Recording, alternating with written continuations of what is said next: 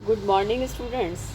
आज के इस यूट्यूब वीडियो क्लास में बीए पार्ट सेकंड के स्टूडेंट्स के लिए मिनरल्स की सीरीज़ में एक और ट्रेस मिनरल कॉपर तांबा इसको हम डिस्कस करने जा रहे हैं। फर्स्ट, बॉडी में कितनी मात्रा में पाया जाता है, इसके फंक्शंस क्या हैं, इसके सोर्सेस, इसका कमी का क्या प्रभाव पड़ता है और अधिकता का क्या होता है, और आरडी, इस पे हम इन मुद्दों पे हम सारा के सारा डिस्कस करेंगे। फर्स्ट है रिक्वायरमेंट, यानी एक ह्यूमन जो नॉर्मल ह्यूमन बीइंग होता है उसको 100 to 150 मिलीग्राम तांबे की आवश्यकता होती है या उसकी बॉडी में होती है।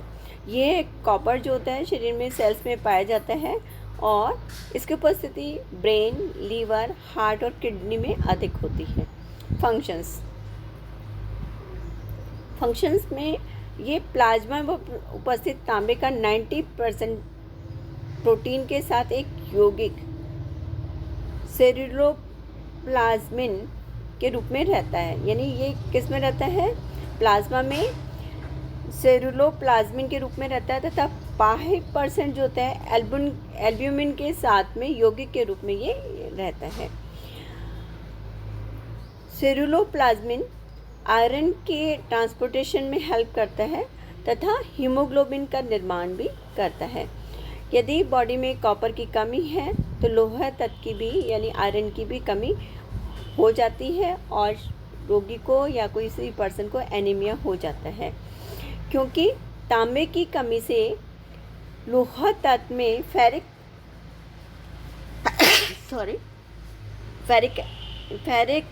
जो होता है वो फेरस में कन्वर्ट नहीं हो पाता है। सेकंड है तांबा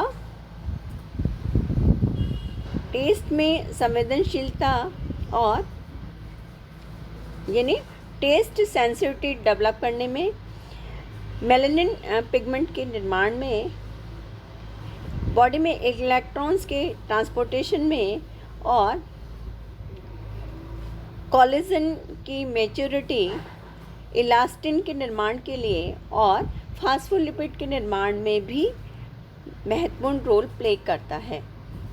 नेक्स्ट है ये शरीर से कई विकारों का अंश भी होता है, जैसे ये ब्यूटाइल को एंजाइम ए डिहाइड्रोजनेट में जो तांबा पाया जाता है जो वसा अम्ल के ऑक्सीडेशन में हेल्प करता है।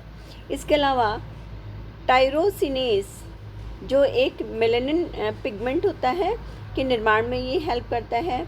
नेक्स्ट है यूरिक एसिड फ्यूरिन के मेटाबॉलिज्म में और एनर्जी निर्माण में भी कॉपर हेल्प करता है। नेक्स्ट है कुछ प्रोटीन जिसमें तांबा उपस्थित होता है, जैसे हेप्टोक्रूपिन, रिथ्रोक्रूपिन आदि में ये ऑक्सीजन की अधिकता से होने वाले विषैले प्रभाव से रक्षा करने का काम भी करता है। अब है इसके सोर्सेस क्या क्या होते हैं कि इसमें हमें कॉपर मिलेगा।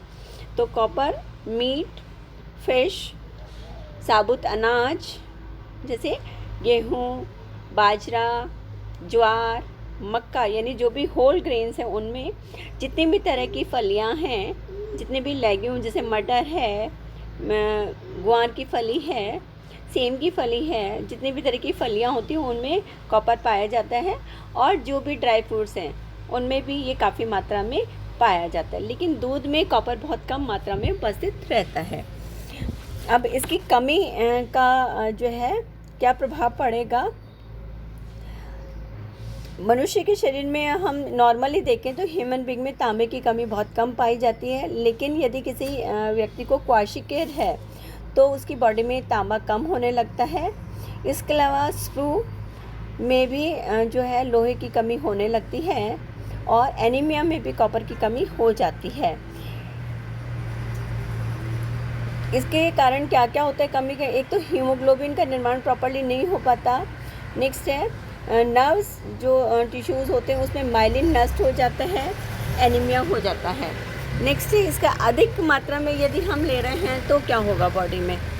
अधिकता से जैसे एक डिजीज़ है विल्सन डिजीज़ कहते हैं, ये हो जाता है। इसमें रक्त में सेरुलोप्लाज्मिन की कमी हो जाती है तथा ब्रेन, किडनी और लीवर और टिश्यूज़ में अधिक मात्रा में ये इकट्ठा होने लगता है। इसके कारण से हेपेटाइटिस, किडनी फंक्शंस और न्यूरोलॉजिकल जो फंक्शंस हैं उनमें गिरावट आ जाती है। यदि बॉडी में जिंक और कॉपर का अनुपात अधिक होता है तो हार्ट डिजीज़ होने की संभावना भी बढ़ जाती है। कोलेस्ट्रॉल में की रक्त में अधिकता हो जाती है, इसलिए इसका बहुत प्रॉपर अमाउंट में लेना चाहिए।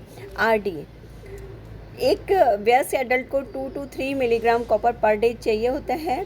इन्फेंट को 0.5 से 1.0 मिलीग्राम और एक चाइल्ड को 1.1 से 3 मिलीग्राम कॉपर पर डे आवश्यक होता है। मेरे ख्याल से काफ़ी आपके मैंने मिनरल्स करवा दिए हैं। कुछ और मिनरल्स हैं वो नेक्स्ट क्लास में हम लोग डिस्कस करेंगे। तब तक के लिए आप इसको डिटेल में पढ़िए और नोट्स बनाइए। यदि किसी भी तरह की आपकी क्वेरी है, कोई प्रॉब्लम है इस आपके पेपर से रिलेटेड, तो मेरे साथ में डिस्कस कर सकते हैं। Thank you students.